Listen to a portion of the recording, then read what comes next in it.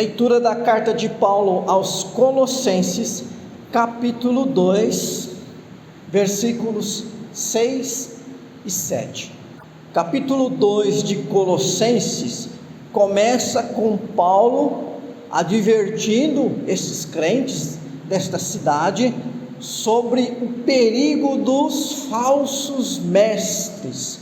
Se você voltar, o versículo 4, assim digo, para que ninguém vos engane com raciocínios falazes, Palavras, argumentos que parecem fazer sentido, que são até bonitos de ouvir, que está na boca do povo, mas que são enganosos, que não levam as pessoas para Jesus, mas afastam as pessoas de Jesus. Então Paulo adverte os colossenses: olha, cuidado, pois o perigo dos falsos mestres, das heresias, dos falsos ensinamentos, estão aí, rondando na boca de muitas pessoas. Então o que Paulo faz?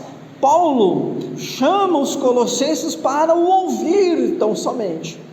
Então nós não lemos os versículos 1 a 5, mas aí Paulo vai ali se colocar, vai defender o seu ministério e vai falar: olha, ouçam a mim, para que vocês não caiam aí nesses falsos mestres, essas pessoas que estão com palavras que enganam. Mas irmãos e irmãs, Paulo não chama a sua atenção para ele porque Paulo, de alguma maneira queria ser adorado, queria formar um fã-clube, porque ele queria aplausos, porque ele tinha uma plataforma política e queria ser candidato de alguma coisa. Na verdade, irmãos e irmãs, quando a gente diz assim, Paulo chama os colossenses para ouvi-lo, tão somente ouvi-lo, a pretensão de Paulo era que aqueles crentes voltassem a sua atenção para Jesus, porque Paulo não passava de um instrumento, de um ministro, de um mestre da palavra do Evangelho. Assim nós, em meio a este mundo, temos como missão não chamar as pessoas para nós, para a nossa admiração e vanglória, mas na verdade, quando a chamamos para olhar para nós, na verdade é para olhar para Jesus Cristo. Como nós já lemos aqui no culto hoje, Paulo dizendo aos coríntios: olha, sede meus imitadores, como eu sou de Cristo. Então na verdade, quando você olha para mim, o que eu estou fazendo, nós dois vamos fazer a mesma coisa, que é imitar a Jesus Cristo. E aí então vem os versículos 6 e 7 que nós vemos, onde Paulo apresenta Cristo como a raiz, o fundamento, a garantia, o motivo da gratidão da vida cristã.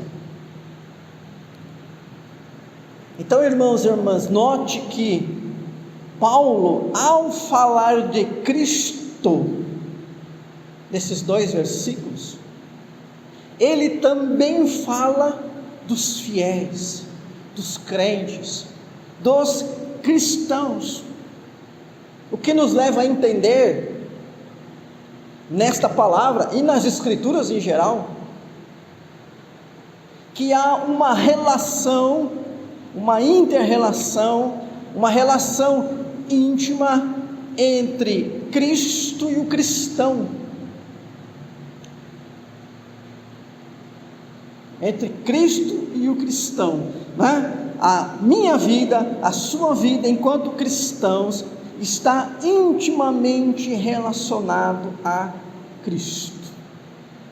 Então ser cristão não é um nome dado a um tipo de religioso, que tem a ver com o segmento religioso que ele adotou dentre tantos.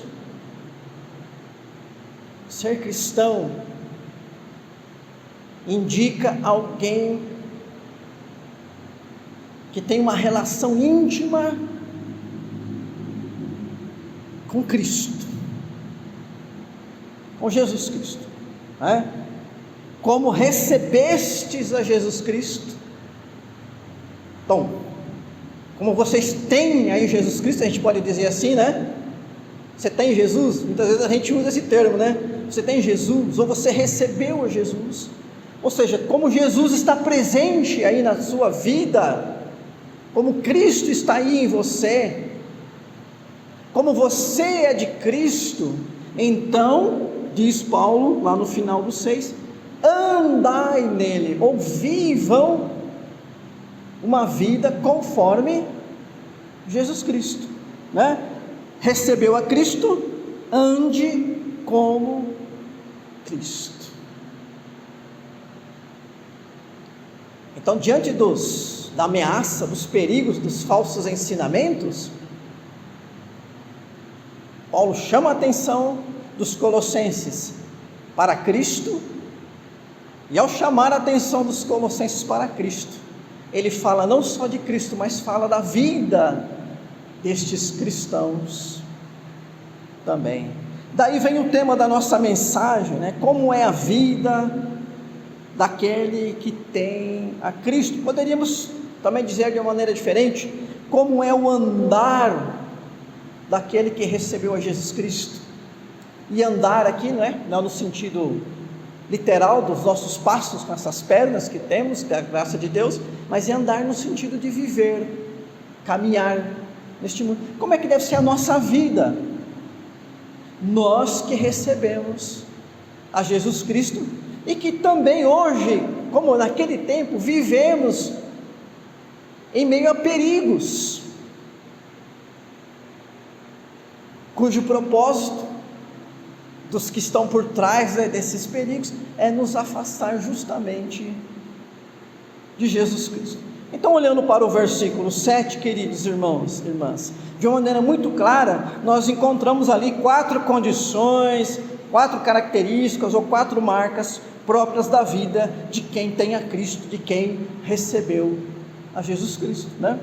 Nele radicados, edificados, confirmados na fé, tal como fostes instruídos, crescendo em ações de graças. Então, a primeira característica, primeira marca, primeira condição daquele que recebeu a Jesus e que está andando nesse Jesus é de que ele seja alguém radicado em Jesus. Veja, nele radicado. Esse nele, esse pronome aqui se refere a Jesus Cristo. Não é para a gente estar radicado na denominação, no líder, seja o pastor ou a liderança, ou em quem quer que você seja, né? Mas radicado em Jesus. Mas o que é radicado, afinal de contas, né? Acho que é uma palavra conhecida, mas radicado vem lá de raiz, enraizado. Então acho que fica até mais fácil da gente entender. Enraizado em Jesus. Ora, nós não somos árvore, mas a nossa língua permite que a gente use palavras no sentido figurado. Então, alguém que está enraizado é alguém que está fixado. Tem algumas árvores que são até bonitas de ver, principalmente se ela já for uma árvore de muitos anos, e que ela espalha as suas raízes assim numa ampla área, né? Então, por exemplo, como se essa coluna aqui fosse uma árvore, e ela, em todo esse espaço aqui, você visse assim raízes, isso que a gente consegue enxergar, né? Fora aquilo que está por baixo, né? Mas aquele negócio ali fixado, firme.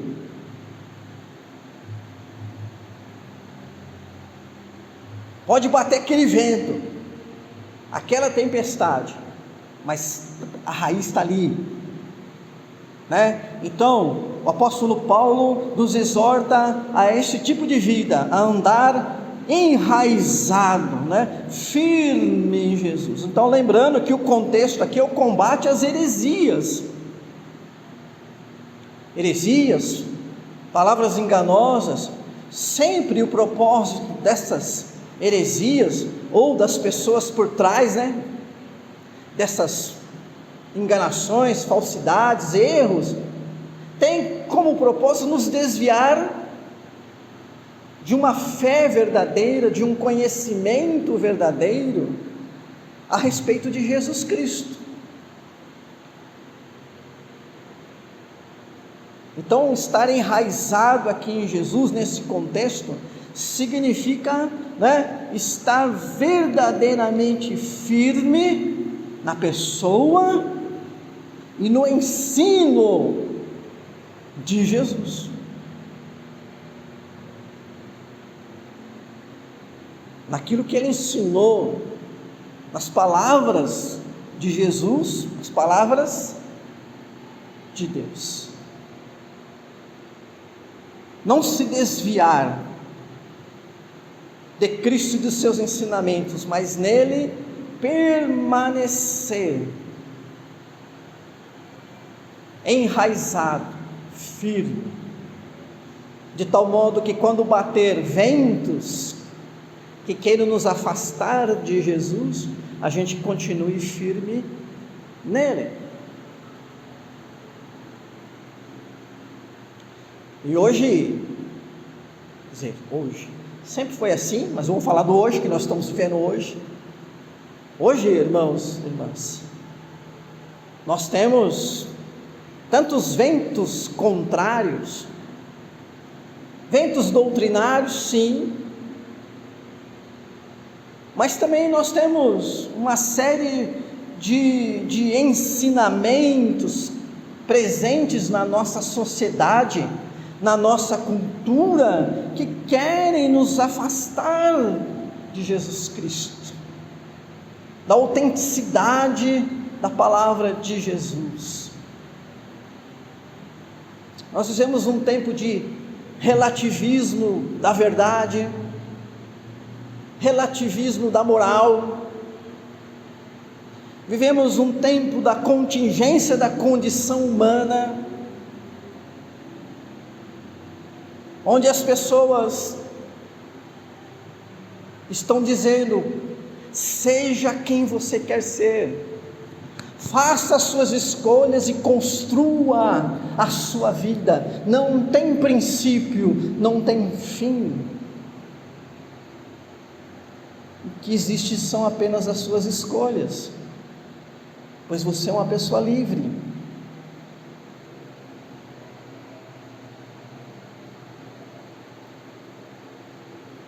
Isso vem pela mídia, pelas redes sociais, é isso que estão ensinando aos nossos filhos. Talvez você diga assim: não, eu estou preparado para isso. Mas como pais, nós temos que estar preparados também para defender os nossos filhos, porque esse tipo de relativismo, de contingência de condição humana, que eles estão aprendendo na escola. Estamos preparados como pais para defender os nossos filhos? Então, queridos irmãos, nós temos que estar enraizados na palavra, na Escritura, em Jesus Cristo, no seu ensino, firme. E como uma árvore firme, que não cai diante de ventos contrários, defender nossa família, quem nós amamos, radicados em Jesus, enraizados em Jesus. Paulo também vai dizer, queridos irmãos e irmãs, que aquele que anda em Jesus, porque recebeu em Jesus, deve se edificar nele, né? Nele radicados e edificados, continua nele, edificado em Jesus. edificar é construir um edifício. Edifício é um prédio, uma construção. Por exemplo, nós estamos num edifício, né? Esse edifício ele foi construído desde do alicerce, desde o terreno vazio, e se levantou, se construiu. Nós temos que ser edificados em Jesus Cristo. Então imagine então, né, que você precisa ser um edifício, uma edificação, e se é edificado em Jesus, é um edifício que você olhando para ele seja uma imitação de Jesus. Então ser edificado em Jesus é ter presente na minha vida elementos que me fazem parecidos com Jesus.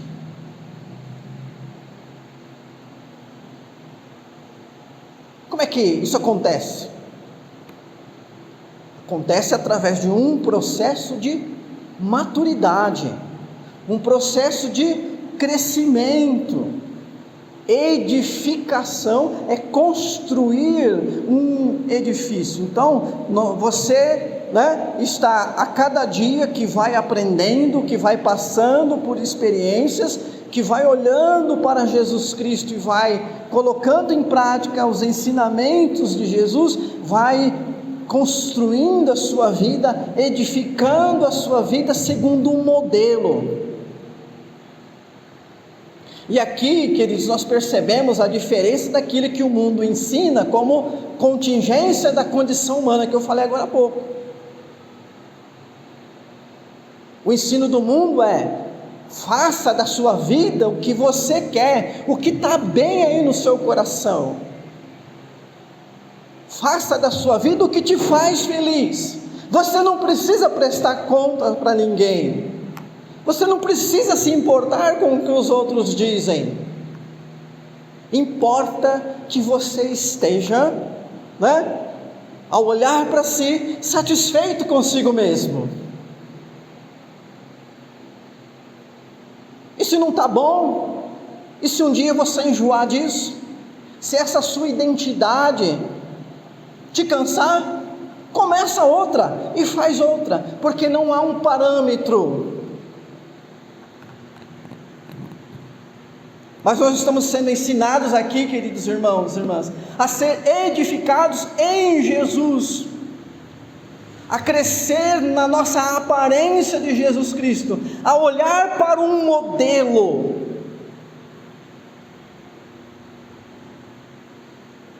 Jesus diz: quem quer vir após mim, negue-se a si mesmo. A primeira coisa que temos que fazer é negar-se a si mesmo, para seguir Jesus, os caminhos de Jesus, a vida de Jesus, o modelo que Ele nos ensinou. Edificados em Jesus Cristo, nele radicados e edificados. E aí Paulo fala: confirmados na fé. Confirmado. A palavra confirmado significa estabelecido, comprovado, assegurado. Uma coisa confirmada é uma coisa que tem garantia e autenticidade. Ok? Confirmado na fé, então, é nesta fé autêntica ter a nossa confirmação de que somos de Cristo Jesus, de que recebemos Jesus Cristo. Essa comprovação, né, é da fé, confirmados na fé. E aqui eu quero puxar a memória da mensagem que há pouco tempo nós vimos, sobre a aprovação da fé. A aprovação da fé, queridos irmãos e irmãs, o teste da fé que acontece sempre, que sempre está acontecendo, é para purificá-la, como nós até lemos hoje no texto de Pedro, ok? Mas purificar em que sentido? Para que ela transpareça sua autenticidade, porque é somente a fé autêntica que oferece as garantias de Cristo ao que crê. Quero puxar sua memória um pouquinho para a história. Para Calvino, a fé autêntica era considerada a marca dos eleitos. Como é que você sabe que você é um eleito, um predestinado? Talvez você não se pergunte isso, não se preocupe com isso, talvez não seja uma preocupação da igreja atual, mas em um dado momento da nossa história, da história da igreja reformada, essa pergunta foi muito relevante. Século 17, século 18, a igreja se perguntava: como alguém pode saber se é eleito? Eleito para a salvação. O Calvino já tinha um século antes respondido, né? A fé autêntica é que oferece esta garantia que vem de Cristo da nossa salvação. A fé. Então, veja só o que diz o texto: confirmados na fé.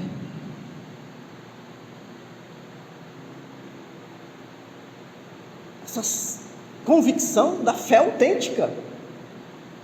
Ora, se eu tenho fé autêntica, então eu posso ter certeza, convicção plena, absoluta, de que Cristo está presente hoje, e de que na eternidade eu estarei com Cristo.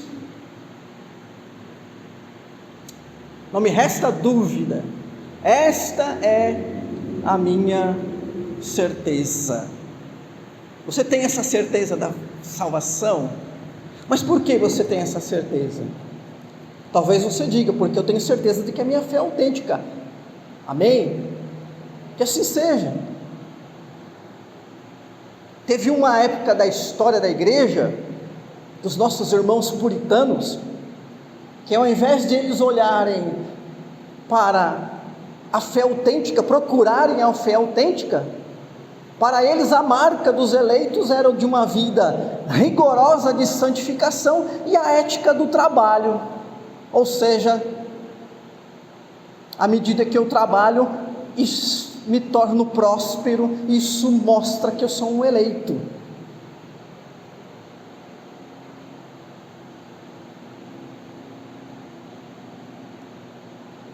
O que é que tem na sua mente hoje?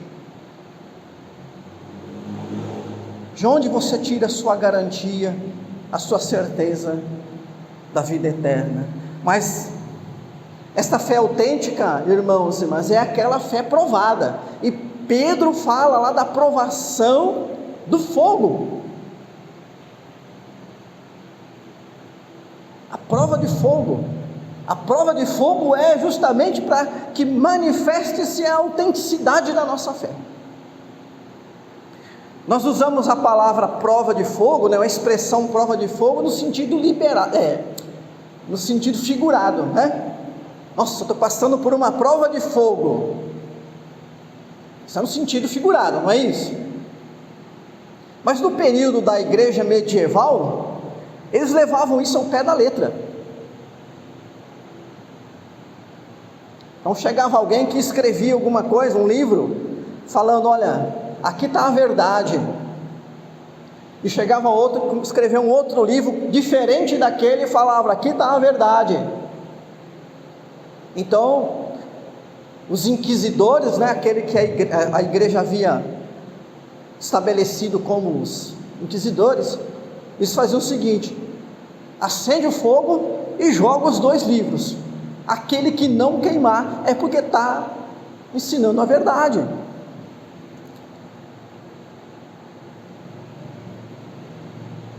E quando a Inquisição acusava alguém de herege, de bruxa, e a pessoa dizia: eu não sou herege, eu não sou bruxa, então acende o fogo. Se o fogo não queimar, você está falando a verdade. Levar a coisa no sentido literal. E claro, irmãos e irmãs, as pessoas queimavam, os livros queimavam.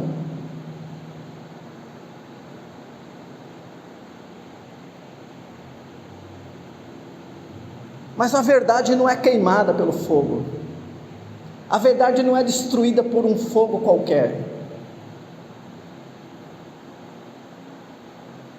A verdade resiste a tudo, porque a verdade vem de Deus. Então, quando nós somos provados, prova de fogo da nossa fé, não temos que temer que ela seja destruída, porque o fogo não tem poder para destruir a fé, mas para purificar, de tal maneira que a sua autenticidade fique evidente, fique claro. E o apóstolo Paulo termina então com a última característica, crescendo em ações de graças.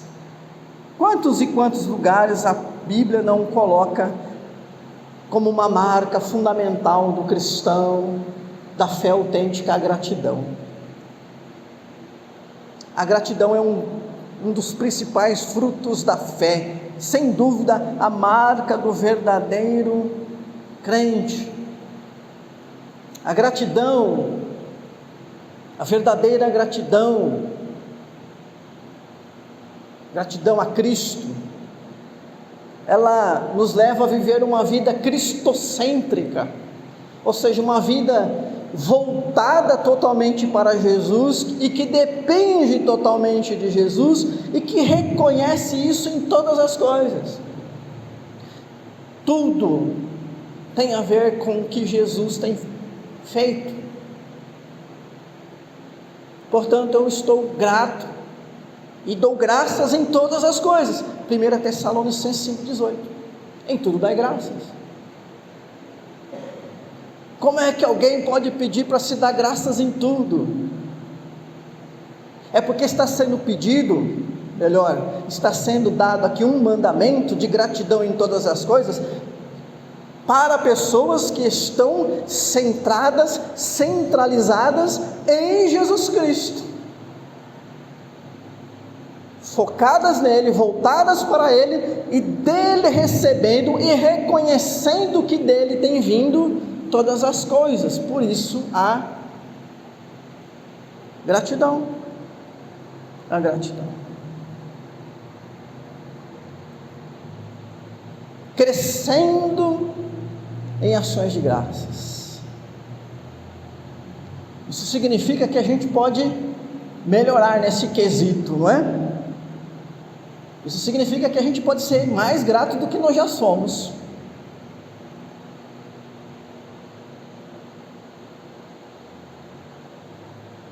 É assim que nós temos que viver. Então, concluindo, irmão e irmã, você que recebeu a Jesus Cristo, você que o confessou, que o tem aí no seu coração,